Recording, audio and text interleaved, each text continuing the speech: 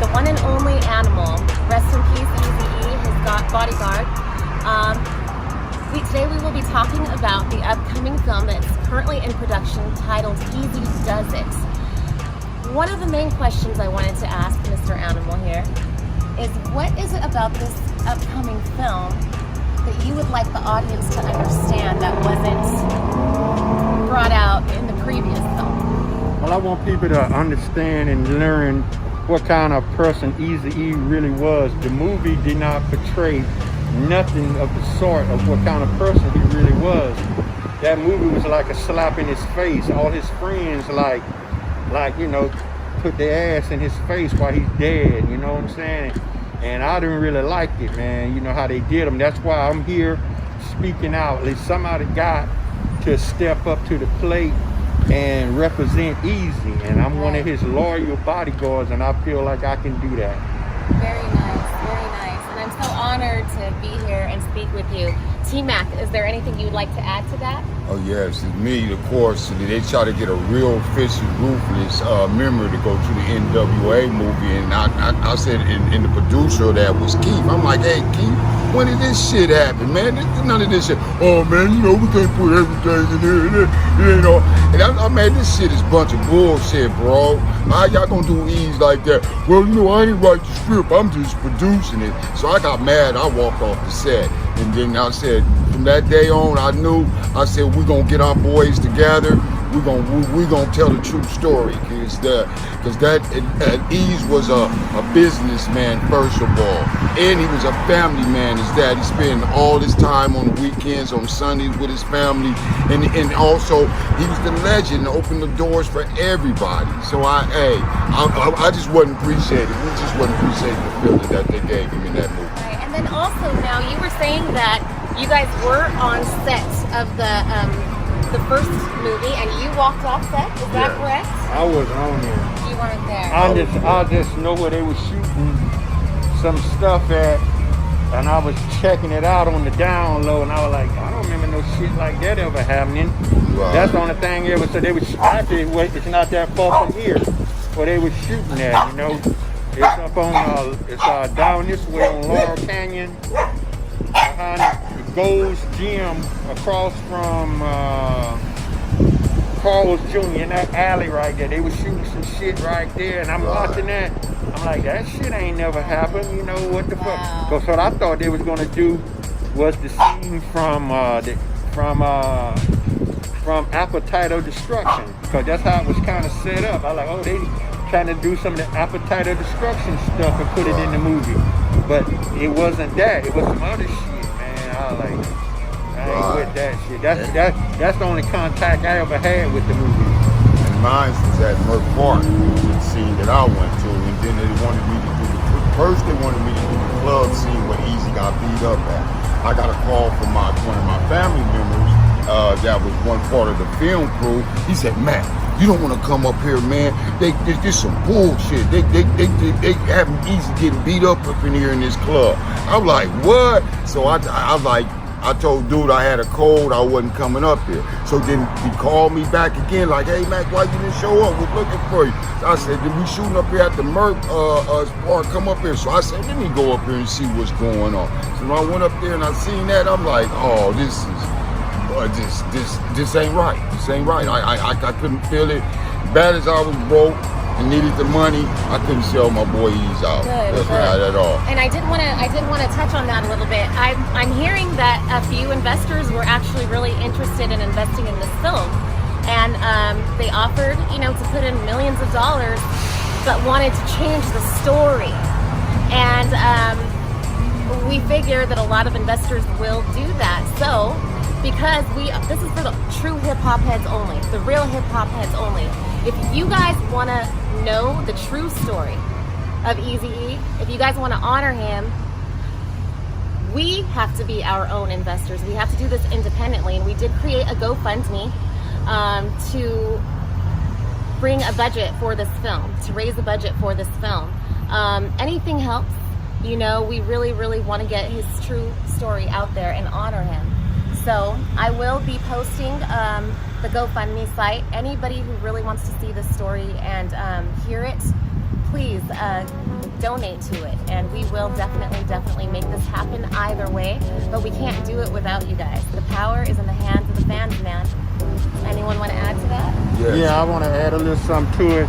I'm reaching out to Terry Heller, Jerry Heller's nephew, and Mike Klein. See this?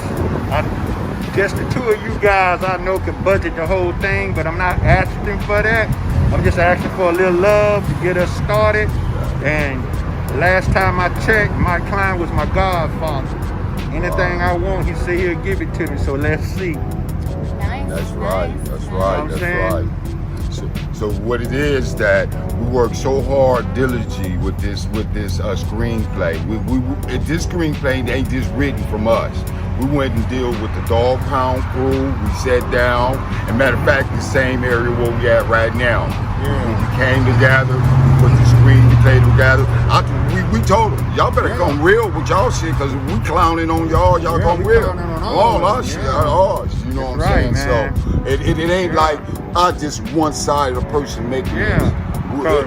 Everybody came together, and everybody said that we should come together for this West Coast stuff and do what we're supposed to do. Including Young Noble. I spoke to Young Noble yesterday, and Young Noble says that he can count the Outlaws in for the soundtrack. He feels like this story needs to come out as well. Well, the Outlaws was already in with Big Psych when Baby G was in it, because Baby G wrote this, and that's Big Psych all day. Yeah, T.I.P. the Big Psych. Outlaw, the main outlaw, my man. Shout out. Man that wrote the screenplay right there, Baby G, nice, right? And also, another thing too, like for many years, me and Busy Bone didn't get along. Me and Busy Bone done made up. We back joined at the hip, and me and him been talking about the movie and the project. He want to be in on it too, and Biz would ask me things about the movie, and I would tell him what actually happened, and he was blown away. He was shocked. He was like, Big A, that's how it really happened? I'm like, yeah, man, it didn't happen like that, man. And Busy Bone want part of this project too. And so, you know, I talk to Busy almost every day. Last night we talked about 3 hours about doing things, you know, and he really into this, man, because he really loved Eazy, and Eazy loved him too and stuff, man. So we just gotta like get together and tell the true story about Eazy and shit. Screenplay when we did that Mo Thug Love. Yeah, Thug Love. We did our Thug Love right there with Biggie. Yeah, Biggie. All of us was in there. We rocked it at Studio right, Cats.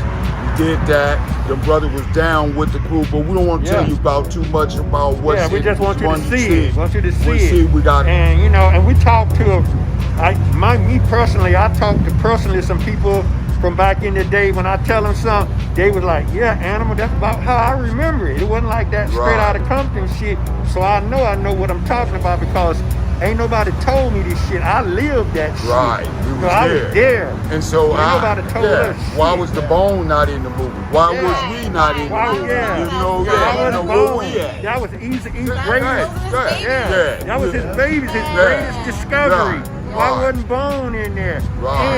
And my thing is, how could you do the ending of the movie without putting Ruthless Records up in there? Right. Wasn't nothing about Ruthless. I'm telling all my friends to go see the movie, because I know I'm in the end somewhere doing something.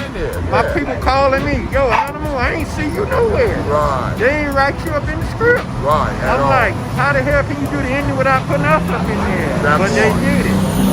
Yeah. Real. That's why we gotta do this Eazy Duz It. That's why we gotta do what we do. We gotta do what Don't we let them do change the real true story. No. Hey I mean, man, we want I like how my glasses came down. That was pretty cool. I even talked to Lil Eazy. I talked to Lil Eazy. A Lil Eazy on the Carbon Monoxide tour. We just finished it with Busy Bone. And thank y'all for supporting the Carbon Monoxide tour. Like y'all support the Carbon Monoxide tour, support this Eazy Duz It. He's the founder. He's the godfather to open the door for this legendary movie that's still hot today and legends today. Without him, it wouldn't be no Bones. That's right. And hip hop would be dead too and shit, Baby G? Anything you'd like to add? Come sit up here so I can get One Love. you guys together. Eazy E was the one who had everyone get paid in the rap game for the first time. He broke that. East Coast started the rap game. They started hip hop, but West Coast was the first one getting paid off it. And that was because of Eazy E. Eazy E and Jerry Heller. Right. So that's some history right there. And then when you look at the screenplay, all the behind the scenes story, you know from Animal and Mac, they're right there, man. That was his man. Yeah, I know so it. now, you know, you're gonna get the real story, and this is what all legends saw love, you know what I'm saying? And when you see a Baby G production with all the boys in there, it's all real. Oh, don't forget about me.